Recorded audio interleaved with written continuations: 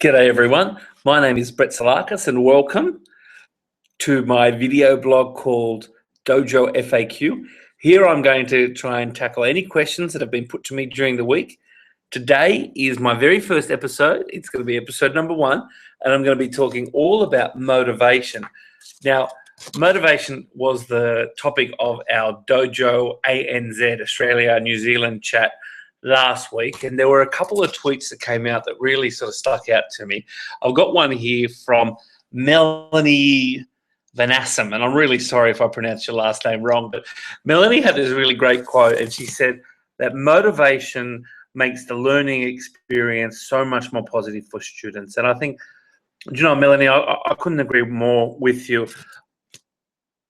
There is something special in the ability to make children have a love of learning. We talk about having teachers have a life, becoming lifelong learners and always wanting to perfect our craft and get better and learn and grow. And we want our students to have a love of learning too. We do that by providing the motivation for them. It may be for our particular content. It may be for the subject that we're trying to get across, but it's that whole culture of learning and that love of learning and wanting to know more that is so essential. I remember having a teacher talk to me years ago. I was teaching in an all-boys school at the time, and he said his desire, and he was the head of the English department, and he said his desire was to see boys, because it was a boys' school, to have men who were truly Renaissance men, people and boys or students who were equally comfortable discussing poetry as they were hitting up the ball on the rugby pitch. So I think that motivation is so crucial in all areas, whether that be sporting, whether it be poetry, whether it be mathematics. Developing that love for what you're doing and what you're learning is so important. Now, you often hear teachers say, well, you know what, I'm not in the classroom to be an advertisement. I'm not there to be on show and entertain. I'm there to teach the content. Now, I've got a counter argument for that, because I think I've heard that a lot of times, and you know what?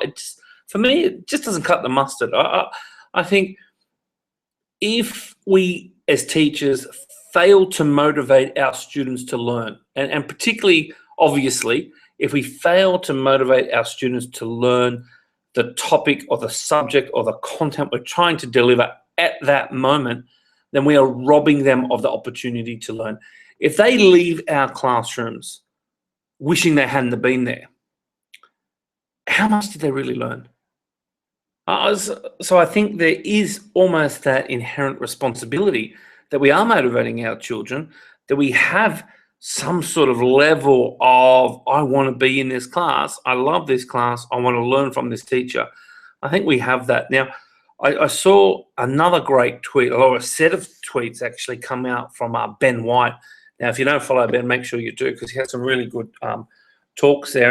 And he was mentioning the Dojo app, and he was talking a lot about the difference between intrinsic motivation and extrinsic, and actually how the factor are linked. You know, we've had this. I remember going back, 1,000 years, and back to the university days, and doing Pavlov's dogs and Pavlov, ringing the bell and training the dogs to salivate on command, and he had all these different stimulus, and he really was able to alter the dog's behavior because he applied the right stimulus, and when he removed that stimulus, the behavior was altered. Now, I suppose in a way what we're trying to do is actually alter children's behavior and shift it towards a more positive and more palatable, oh, that might be the wrong word, but certainly someone who is displaying the behaviors that we want to see out of our citizens, our society, and particularly our students to learn. Like, we want the people who are going to be open-minded. We want people who are going to be respectful. We want people who are going to fit in and work hard and have all of the core values that we hold dear in our society. And I think there's nothing wrong with a little bit of extrinsic motivation that then sort of sets that fire, sets that flame inside, and allows us to become self-motivated, allows us to become self-driven and self keeping on going there and having that intrinsic motivation.